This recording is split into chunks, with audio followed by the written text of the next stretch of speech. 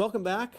Our next topic on hand is about the aerosol propagation and acoustic effects of, I was saying this all day yesterday, so sorry, it's just reflex. We're going to talk about how face masks impact singers. Definitely an area that probably most people don't think about when you're talking about music, but musical instruments, our voice is one as well.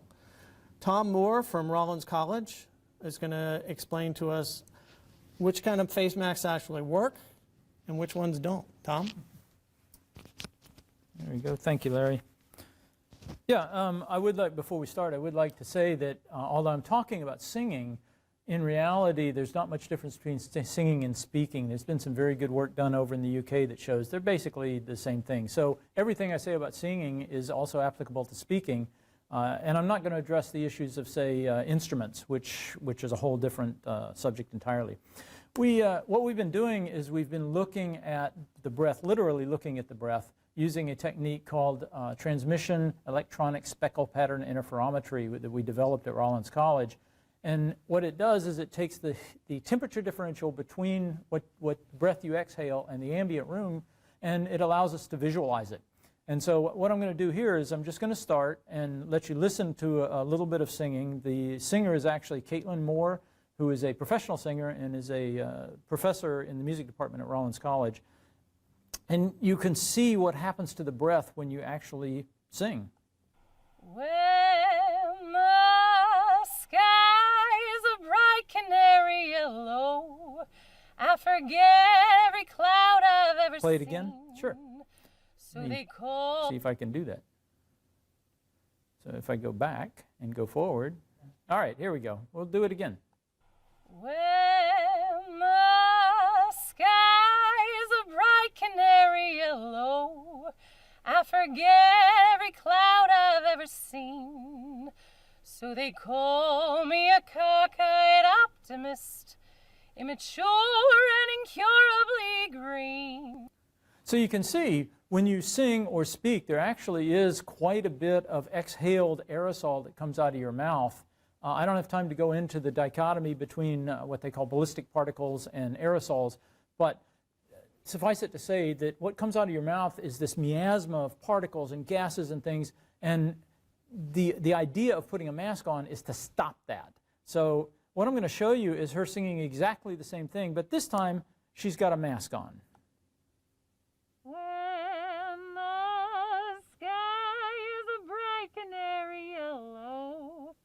I forget every cloud I've ever seen. So they call me a cockeyed optimist, immature and incurably green. So don't let anybody tell you masks don't work. They clearly do. But two things happen when you actually put on a mask. One of them has to do with the flow, and the other one has to do with the sound. And if you looked closely, and we've looked at hundreds of these, it turns out the mask is not actually filtering the flow. Well, there's been a lot of great work done about which masks filter your breath the best.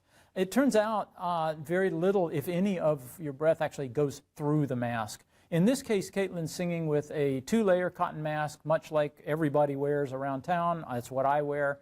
But you'll notice that all of the aspirated, or the exhale breath that we can see is actually coming out the sides and top and bottom of the mask, which on the face of it says this is not a good thing, but it turns out it's a very good thing because your breath is actually hotter than the ambient air, and so it goes upward. Furthermore, your body is hotter than the ambient temperature, and so there's already a flow going upward from your body heat. And so the aerosols that you exhale actually get entrained in this upward flow, and almost immediately any contagion is above your head.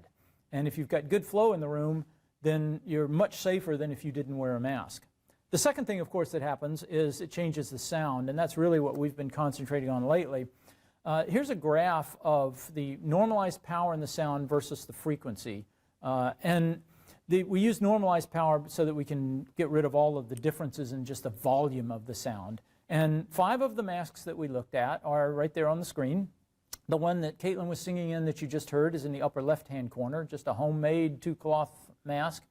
The others gave varying results, but if you look at the spectrum of all these masks, it turns out that up to about 1 kilohertz, which is the region that you speak and sing in, there's virtually no difference between the masks. There's the black squares, which are at the top of the graph there, are actually with no mask, and you really can't tell the difference. But between 1 kilohertz and 10 kilohertz, there's a huge difference in which mask you have. And indeed, the mask that she was singing with, the one that many of us typically use, is the worst. At 10 kilohertz, you can actually drop the power that's coming from the singer to your ear by a factor of between 50 and 100. The best masks, it turns out, are ones made for singers, and that's in the upper right and lower left of the pictures. And these are made for singers, and what they do differently from what you and I normally wear is they have a frame around it, and they separate the cloth from the lips. And in doing so, what they do, first of all, it doesn't hinder the way the lip moves, but also it's just like singing into a small room. And so there are good scientific reasons why that would or would not change the sound significantly. It's interesting, I mentioned that the frequency at which you talk or sing at is typically below 1 kilohertz, so you might ask, why does it matter what mask we use? It turns out those higher frequencies are what make sounds rich, and they also give you the sharpness. So when you sing using one of these other masks, what happens is everything sounds muted and dull. And so it's actually very important for us to develop masks for singers. And if you're concerned about speaking and people hearing you correctly, singers' masks, although they look a little funny, are actually the way you want to go. We've done a lot of research. We've tested several masks. And it seems that every mask we've tested, with the exception of a couple, which I'll talk about here in a minute, do exactly the same thing. They don't filter the breath. What they do is they redirect it, and they redirect it in a very positive way.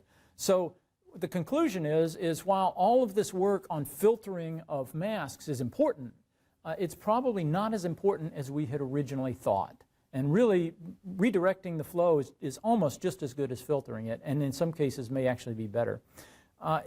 Doing experiments with speaking instead of singing, we have tested several more masks, and there are actually 2 masks that do filter your breath. One of them is the medical properly fitted N95 mask.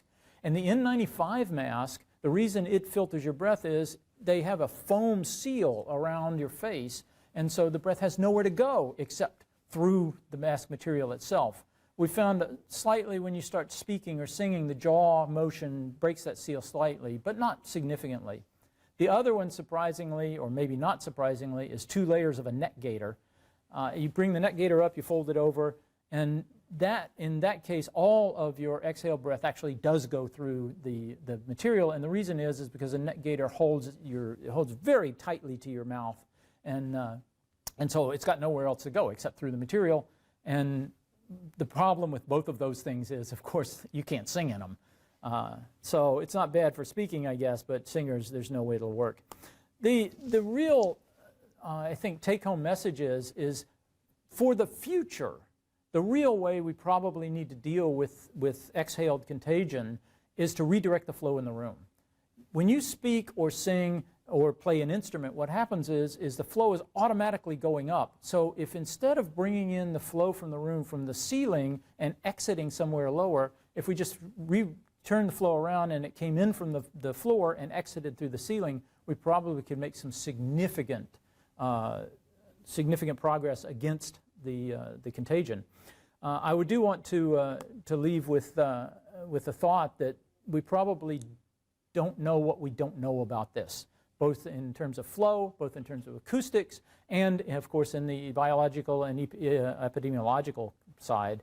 And so there's a lot of work still to be done, but I think it's important. We're going to have another virus, and hopefully this one will be over soon. And it would be sad if next time we have a pandemic, that we have to stop all of our arts and like we did this time. So with that, I'll quit and give this back to Larry. Thank you, Tom. An early question. You obviously talked about how the voice changes when you're wearing a mask, but does it change? Like, is a soprano still a soprano? Is a baritone still a baritone? Or does it completely change that too? No, the fundamental frequency at which you're singing or speaking stays the same. So you'll still recognize it as a soprano or a baritone or a bass. What you will notice is that they just don't sound good. No one would hire a soprano if she sounded like she does wearing a mask.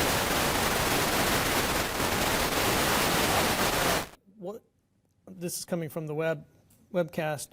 Would using the properties of singers more broadly make things easier for hard of hearing people?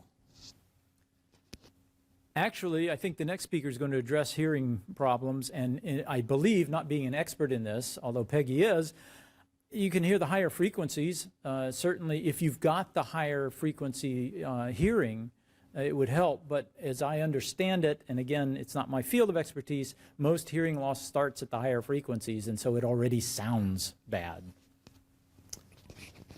This question is about the singer mask itself. Is there a particular shape or definition of it that improves the sound? So far, we haven't found that the shape makes a big difference. The two masks that we tried that are singer's masks are shaped differently. They have very similar properties. The key for a singer's mask is to get the material away from the mouth. And the further you get it away from the mouth, the better it's going to be. Of course, as you keep getting it further and further and further away, what you end up with is a room. And so, as far as we can tell, shape has very little to do with it. This is more of a performance question, but you were mentioning how when you wear the mask, the flow goes upward. But if I'm a singer on a stage, I'm not really impacting the audience that much, but I could be impacting other singers as well? Yes. Because your breath automatically is going to go up anyway because it's warmer than the ambient air, eventually it's going to be entrained in whatever the flow of the room is. So if you're a performer on stage and you're a soloist, take the mask off. It's not going to matter. But if you're in a choir, that's a whole different issue. You really need to find something that you can sing with that actually sounds good. Last question, Tom. Are you a singer? I'm not only a singer, I'm not a musician. Nobody wants to hear me sing, and the only thing I can play is a good radio. Thank you so much, Tom. That's it's good stuff. And it's interesting how that particular field is going to have to change and evolve. Singers are going to have to change probably how they sing. So definitely something to look forward to. Hopefully the virus won't last any longer, and maybe the next one won't be so bad. Thank you so much. We're going to take a short break, and he's already headlined for the next one, the next presentation already. So stay tuned, and we'll be back for that.